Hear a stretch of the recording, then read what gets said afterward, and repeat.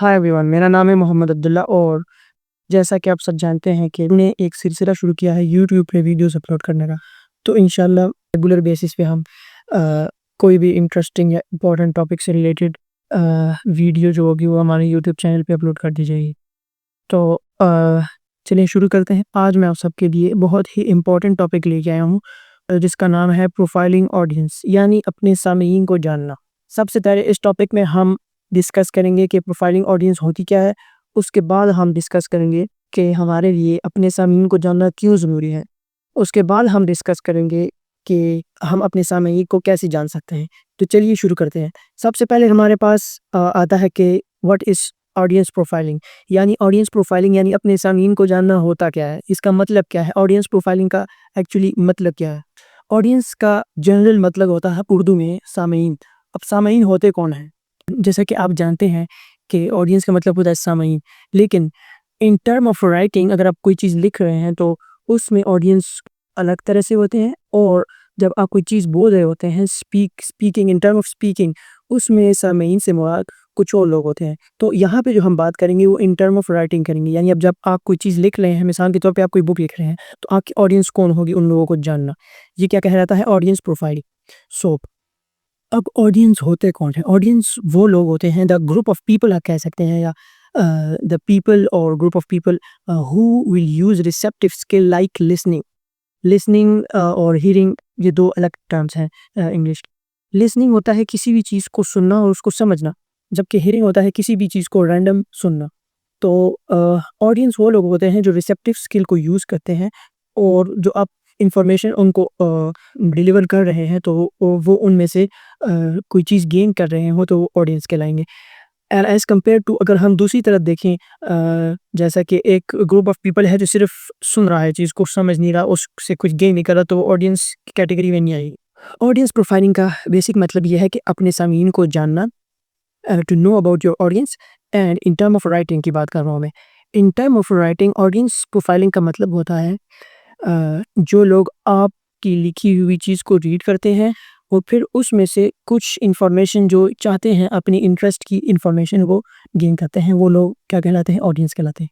तो चलिए हम अब नेक्स्ट स्टेप पे चलते हैं कि ऑडियंस प्रोफाइलिंग हमारे लिए क्यों ज़रूरी है। आजकल के दौर में जैसा कि आप जानते हैं कि हर कोई लंबे लेक्चर्स या अगर आप कोई भी चीज़ लिख रहे हैं या आप कोई भी चीज़ स्पीच के थ्रू डिलीवर कर रहे हैं, तो ऑडियंस या फिर जो लोग वहाँ बैठे होंगे वो बोर हो जाते हैं, और वो अच्छी तरीके उस तरीके से वो चीज़ को समझ भी नहीं पाते। तो ऑडियंस प्रोफाइलिंग का जो हमारा बेसिक मकसद है, जो बुनियादी मकसद है, वो ये है कि हम इस तरीके से अपना मैसेज कन्वे करें कि हमारी ऑडियंस बोर भी ना हो, और इसके साथ-साथ हमारी ऑडियंस को चीज़ या बात जो है वो आसान वर्डिंग में समझ में आ जाए। ऑडियंस मुख्तलिफ तरह की हो सकती है, जैसा कि आपका बॉस हो सकता है, कोई भी कस्टमर हो सकता है, या कोई भी जनरल यूज़र हो सकता है। इन टर्म ऑफ राइटिंग की बात कर रहा हूँ मैं यहाँ पे।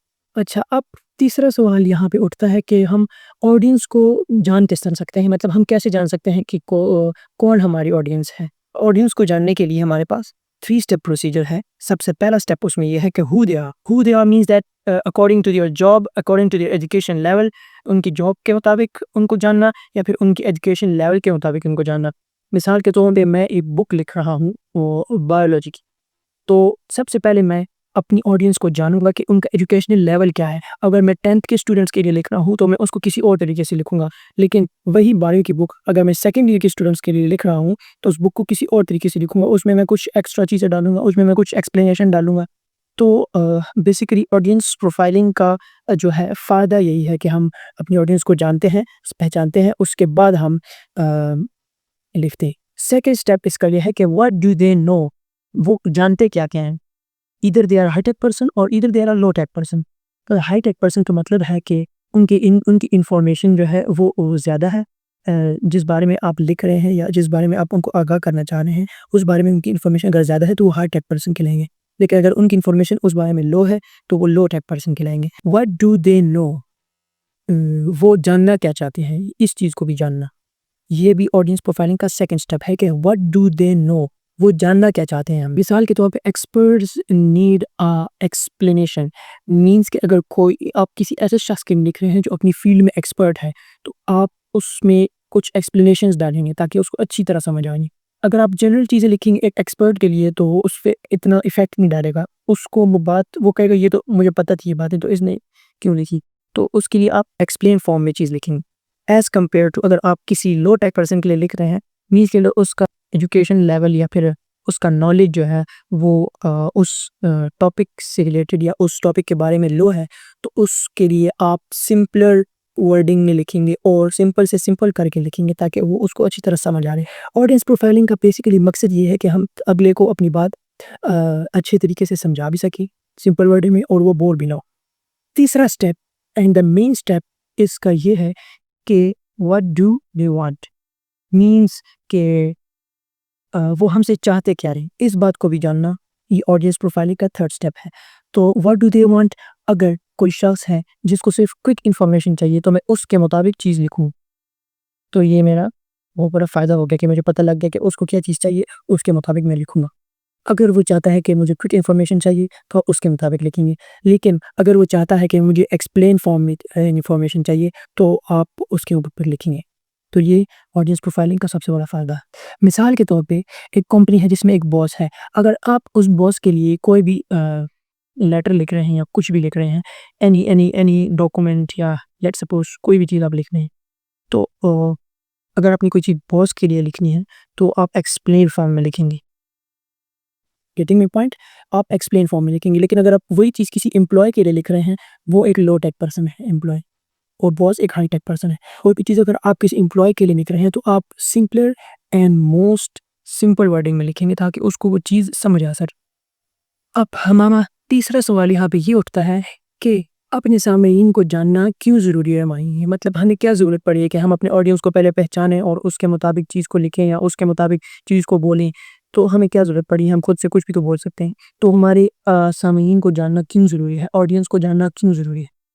تو اس کے سب سے بڑے جو 3 مین فائدے ہیں وہ یہ ہیں، یہ ہمیں اس بات میں مدد دیتا ہے کہ ہم چیزوں کو ایکسپلین کر سکے کلیئرلی، ہم چیزوں کو واضح طور پہ ایکسپلین کر سکیں۔ اگر مجھے پتہ ہوگا اپنی آڈینس کا تو میں چیز کو بہت واضح طور سے ایکسپلین کر سکوں گا، لیکن اگر مجھے اپنے آڈینس کا نہیں پتہ ہوگا تو میں چیز کو اس طرح ایکسپلین نہیں کر سکوں گا، میں اپنے سے کچھ بیچ میں ڈیٹا یا انفارمیشن ڈالوں گا جو کہ میری آڈینس کے لیے بور ہونے کا سبب بنے گی یا پھر ان کو وہ چیز اس طرح سے نہیں سمجھ آئے گی۔ مثال کے طور پہ اگر آپ اپنی آڈینس کے بارے میں جان چکے ہیں تو آپ کلیئر رائٹنگ میں لکھیں گے جو کہ کنفیوژن کا باعث نہیں بنے گا۔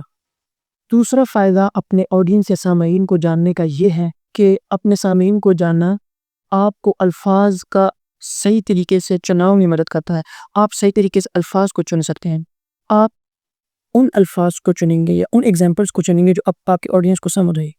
آپ ان الفاظ کو کبھی نہیں چنیں گے کہ آڈینس کو سمجھنا ہے۔ اگر آپ اپنے آڈینس کے بارے میں جانتے ہیں تب ہی ہو سکتا ہے جب آپ اپنے آڈینس کے بارے میں جانتے ہوں گے تو آپ ان الفاظ کو چوز کریں گے یا ان ورڈس کو چوز کریں گے، ان الفاظ کا وہ چناؤ کریں گے جو سمپل سے سمپل ہو اور آپ کی آڈینس کو سمجھ میں آ رہا ہے۔ اس سے فائدہ یہ ہوگا کہ وہ آپ کی بات کا اٹینشن دیں گے، وہ آپ کی بات کو غور سے سنیں گے، وہ آپ کی بات سے بور نہیں ہوں گے۔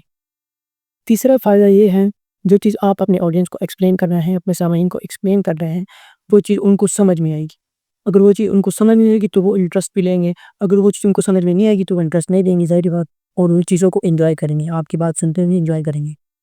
آخر میں آپ کو 3 بیسٹ ٹپس دیتا ہوں بیٹر رائٹنگ کے لیے تاکہ آپ کی آڈینس کو وہ چیز بہت سمپل میں اور بہت اچھے طریقے سے سمجھ آ سکے۔ تو وہ 3 ٹپس کیا ہے چلیے میں آپ کو بتاتا ہوں۔ سو number first thing is that use simple wording, کوشش کریں کہ جتنی سمپل طریقے سے آپ چیز کو لکھیں اتنا وہ آپ کے آڈینس کے اٹینشن کا باعث بنے گی اور اتنی جلدی آپ کی آڈینس کو سمجھ آئیں گی۔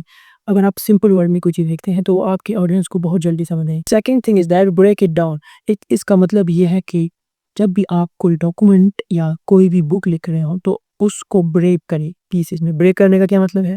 اس میں ہیڈنگز بنائیں، اس میں کچھ ٹیبلز ایڈ کریں، یہ نہیں کہ آپ سٹارٹ سے شروع ہو جائے بس لکھتے رہیں، اس طرح سے آپ کی آڈینس کو کوئی چیز سمجھ میں نہیں آئے گی۔ سو number second thing is that break it down. Number third thing is that cheque if it works, مطلب اس کا کیا مطلب ہوا؟ اس کا مطلب یہ ہوا کہ چیک کریں کہ وہ چیز کام کر رہی ہے، جو آپ چیز آپ نے لکھی ہے وہ کام کرے کہ بھی یا نہیں۔ آپ کس طرح چیک کر سکتے ہیں؟ وہ آپ جو چیز آپ نے لکھی ہے وہ آپ اس کے ایکسپرٹس کو دکھا کے پوچھ سکتے ہیں کہ یہ میں لکھی ہے حالانکہ یہ میری آڈینس پہ ورک کرے گی یا نہیں۔ مینس کہ میں نے 8th کلاس کی ایک بک لکھی ہے بائیو کی، تو میں سب سے پہلے بایو سے ریلیٹڈ ڈاکٹرز کے پاس یا بایو سے ریلیٹڈ جو پروفیشنلز ہیں، ڈاکٹرز ہو گئے یا اس طرح کے کچھ اور لوگ ہوئے، ان سے میں جا کے پوچھوں گا کہ آیا میں نے یہ چیز لکھی ہے تو کیا یہ ورک کرے گی آڈینس پہ جا کے یا نہیں کرے گی. تو آخر میں سب کچھ ہو جانے کے بعد جب آپ نے یہ چیز لکھ لی، آڈینس تک پہنچ گئی، سارا پروسیس ہو گیا، اس کے بعد آپ نے آڈینس کا فیڈ بیک لازمی لینا ہے. اس فیڈ بیک سے ہوگا کیا، اس سے آپ کو پتہ چلے گا کہ آپ نے جس پیٹرن سے یہ جو چیز لکھی ہے، جس پیٹرن سے کوئی بھی بک لکھی ہے، کوئی بھی چیز لکھی ہے، وہ آپ کے آڈینس پہ پازیٹیو ایفیکٹ ڈال رہی ہے یا پھر نیگیٹو ایفیکٹ ڈال رہی ہے. اگر وہ آپ کے آڈینس پہ پازیٹیو ایفیکٹ ڈال رہی ہے تو اٹ مینس کہ جو آپ جو چیز لکھی ہے آڈینس کو سب سے پہلے اینالائز کر کے، آڈینس کے بارے میں جان کے، اس طریقے سے آپ نے جو چیز لکھی ہے وہ اگر پازیٹیو ایفیکٹ ڈال رہی ہے تو اٹ مینس کہ آپ نے وہ چیز کافی اچھے طریقے سے لکھی ہے اور آپ اسی پیٹرن کو فالو کرتے ہیں آگے بھی وہ چیز اسی پیٹرن کو فالو کرتے ہوئے لکھ سکتے ہیں. لیکن اگر فیڈ بیک نیگیٹو آتا ہے تو اس کا مطلب یہ ہے کہ آپ کو امپرومنٹ کی ضرورت ہے، آپ کو اپنی وے آف رائٹنگ میں یا پھر آپ کو اپنا نالج ڈیلیور کرنے کا جو طریقہ ہے اس میں چینج کرنے کی ضرورت ہے. تو گائز یہ تھا آج کا ہمارا ٹاپک. امید کرتا ہوں آپ کو پسند آیا ہوگا. اگر آپ کو اسی طرح بھی کنٹینٹ سے ریلیٹڈ اور ویڈیوز چاہیے تو آپ ہمارے چینل کو سبسکرائب کریں، اس ویڈیو کو لائک کریں اور کمنٹ سے اپنا فیڈ بیک لازمی دیجیے، کیونکہ اس سے ہمیں اپریسیشن ملتی ہے، اس سے ہمارے حوصلے میں، ہمارے کام کرنے کے جذبے میں اضافہ ہوتا ہے اور پھر ہم اسی جذبے سے اور اسی لگن سے آگے بھی کام کریں گے انشاءاللہ. تو اب تک کے لیے اتنا ہی، ملتے ہیں کسی ابھی نئی ویڈیو میں. مجھے اجازت دیجیے. اللہ حافظ. Thank you for watching.